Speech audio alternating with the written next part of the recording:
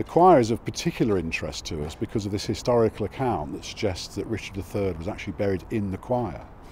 So in terms of our search for Richard III, to actually have identified what we think may be part of the choir is a really major breakthrough. We've already had a pretty good breakthrough finding the church, but to actually find the choir as well is quite something. And as we were discussing that, a burial was being exhumed by Dr. Jo Appleby. She's a human osteologist. We thought we ought to excavate that burial because it had been revealed during the initial machining of the trench and then very carefully covered up because we weren't sure exactly whereabouts it was in relation to all the friary buildings. So as she was excavating that burial, she was coming to the conclusion that this burial could well be the one we were looking for. Having now planned the location of the walls that we found and plotting them out, you can see then that the cloister walk that the chapter house opens off heads up towards the church and would normally have provided access to a central place, usually beneath a tower, known as the walking place, which is accessible only to the friars. And so they would then go from this walking place through a doorway or through a screen into the choir. And the burial that we found is located just inside that doorway.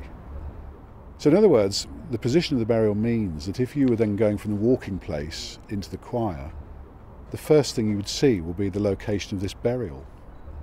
So it's placed in a sort of very important position, and it's considered that burials are often placed where people would walk over them because it adds impact to them and increases the sort of reverence. I mean, there are some churches where burials are actually put right by the doorway so that everybody walking into the church is walking over the burial.